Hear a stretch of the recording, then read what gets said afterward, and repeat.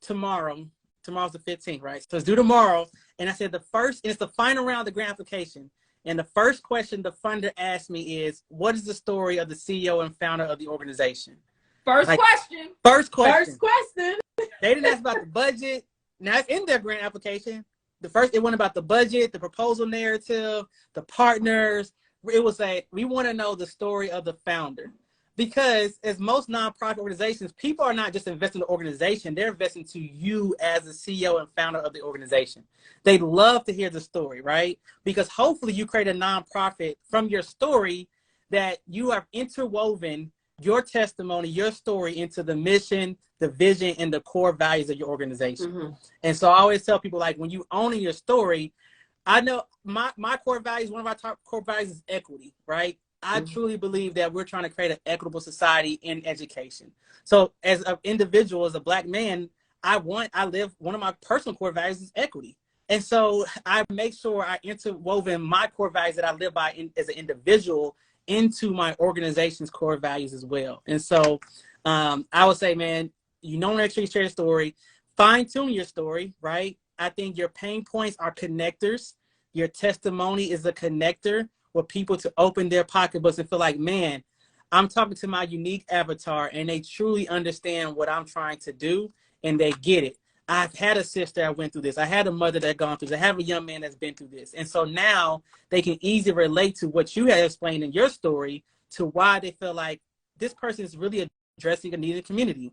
I have people in my family, people in my network, people that I personally know has either went through the same process or had the same story as Crystal Durham. Mm-hmm. And I want to be someone that wants to provide the financial resources to Crystal because she has clearly articulated her story to me.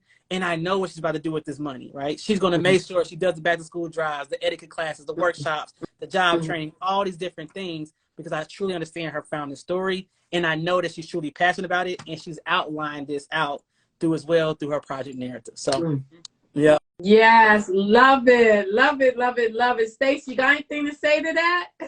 Yeah, and the one thing I'll add too, and I'm glad you said the story was first, is, it is what it is, right? We can't sugarcoat what it is that the people are asking for, right? When it comes to nonprofits, it's all about the why. Yeah. And in any business, people work for people. They don't work for a brand. They don't work for a company. They work for people. And so when people pay, they pay for you. They pay for your story. They pay for the reason as to why you're doing it. And so the other thing I wanted to touch on, because this just came in my mind when this gentleman was speaking, I did one of my speaker workshops last Sunday.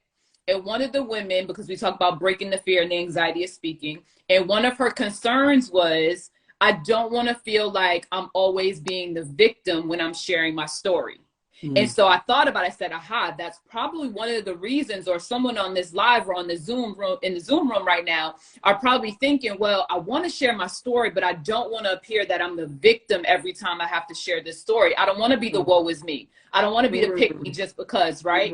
And so what I said to her on our workshop on Sunday, I said, it's all about how you're changing the narrative of what has happened to you to empower you to get to the position of even being here today to give your testimony. No testimony, right? Still hear that again, y'all, and put a fire emoji in the chat if you felt that. No testimony. So it's not about not having gone through it. It's not about being the victim of it. It's about what is the testimony that comes out of this territory of trauma, right?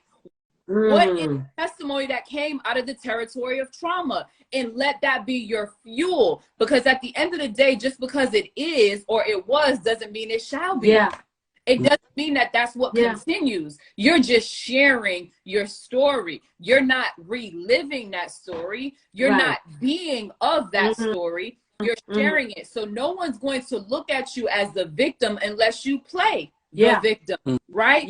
So what character are you playing in this story once you tell it? Are you playing the victim, or are you playing the triumphant person who's telling you what happened in the story, why it happened, and how I got out of it, and why I'm here today? Because I'm going to be that person. I'm going to tell you what happened, why I think it happened, how I got here today, and what we about to do next because of what happened. right? Yeah, you And better so come on. think about it that way. If you're sitting at home and you're like, you know what? I always felt like the victim and that's why I didn't speak. If that's your reason, let tonight be tomorrow's no more excuses. After this live, there's no more excuses. We're going to do it right now. We're going to write out this story. We're going to address every part of the story, and we're going to own each part of the story that's going to create the impact. Yeah, man, that's fire. Listen, I understand because I felt like, just like the person you said, I used to always say if someone went through something, it seemed like my hand went up. And I was like, God, why my hand? This is crazy. You know, so I started trying to think, maybe I didn't go through all of that. I went through that whole guilt of maybe it's not me. Maybe I understand what she felt like.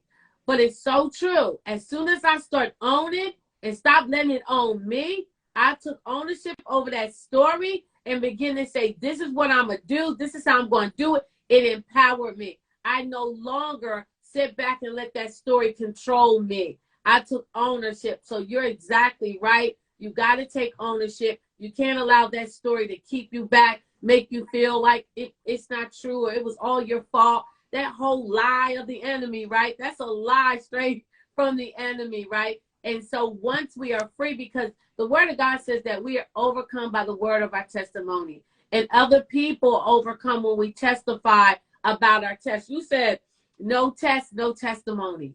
If you have no test, there will be no testimony, right? So when you're going through a test, it is just for a testimony. It is to get you to that next place, that next empowerment, that next call, that next level that God is taking you to. You will always probably go through a test just before the breakthrough. You just got to stay faithful and committed to get to the end. Faith without works is dead. You're not operating in faith, or you're not doing your works. Guess what? I can't tell you. You're going to be sitting back in the corner saying the same thing for the next 5 years. But if you heard us on tonight, we told you. And I'm going to say this, identify. It's the first thing that Stacey said, identify. Identify your past. Identify everything that happened, that trauma, that man. And then don't let that past define who you are. Don't let it dictate who you are today, right? And another thing that she said, you said, be the storyteller. If you're not able to tell the story about yourself right now, be the storyteller until you're able to own it. Because one day you're going to tell this story and you're going to own it. And I remember telling a lie story until I had to own the truth of the story. And I was in the middle of speaking and God reminded me, that's not the story. Own the real story. So sometimes while you're telling the story, one day it's going to hit you and you're going to begin to tell your story. You're going to begin to own that story. You're going to be able to identify with that story. You're no longer going to let that story hold you back to your past, right? You're not going to let that control you anymore. Another thing that you said own it and recreate it. Right? Own it and recreate it. I own it and it was supposed to destroy me, but now I'm going to recreate it. And this thing is going to launch me into my purpose. It is who I'm called to be. I'm telling you, you dropped so many gems tonight. I was trying to write it and look at the same time. Listen, and that's just from my story because I didn't practice this. I'm a speaker, y'all. I tell you, to be 100% honest, 80% of the time I speak, I don't practice. I just show up. Yeah. Especially if the topic is something like this where it's owning your story, showing up as your authentic self, anything on those levels, I just show up as me because I know that whatever I need to give today, it's just going to come naturally. Yes, that's it's going to come naturally because I'm giving from my experience. Like I lived this, I've gone through this, and I understand how to get through it. And so I appreciate that. I thank you for that because, you know, it is also a way to say you're doing the right thing, right? Because us as entrepreneurs, sometimes it's hard to believe we're doing the right thing, right? We get second guessing. Are we doing the right thing? Because it's a roller coaster. There's ebbs and flows. And when we down here, we're like, are we doing the right thing? Can I go to the faith bank today? I might have to go to the faith bank and cash the check.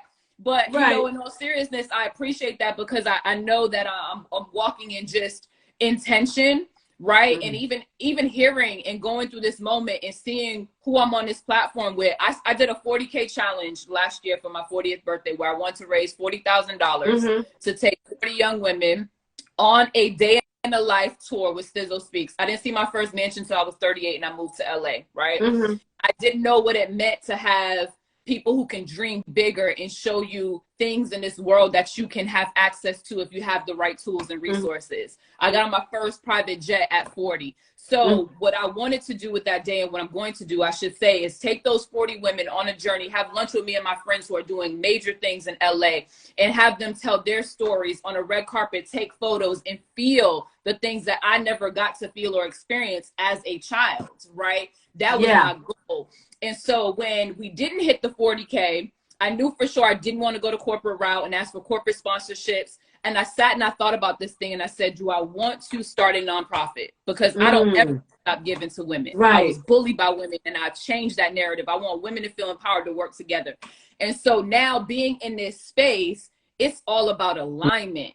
Right? It's about intention and alignment. And I'm sitting here and I'm saying to myself, now that I'm coming up on May happening again, my 41st birthday, and really thinking of what's my next strategy with this thing, because I'm really not going corporate. I want us to be a part of it. What am I going to do? Maybe I need to start a nonprofit. Maybe I need to go back to that thought, right? So it's crazy how things happen in your life when you just say yes. When you just say yes, right? You got to say yes to things and opportunities that come in your lap, even when you may feel like schedule's too busy, this is going on. Sometimes you just got to show up. That's it. You never know what will speak to you. So thank you. You got the people on the Zoom crying. They on here crying. They on here crying. It's all happy tears, I hope, because we going up. Here crying, happy, just like it's going crazy in the chat, man. You just got to say yes. God always align. It's always alignment. Blake and I was talking about last time how God just brought us together, right? He always, when he's ready for you to go to the next level, he will line you up. He will always do it. And no matter what, he will always do it. I'm telling you, I'm excited, guys. We've been on here for a whole straight hour, giving everybody the tea. I hope you guys got everything. Please follow Sizzle. Wait a minute, Sizzle Speaks. It's gonna take Crystal 8 years. We gonna get it eventually, but it's all good. It's Sizzle Speaks, and I want to add too, because I did something special for Crystal's community.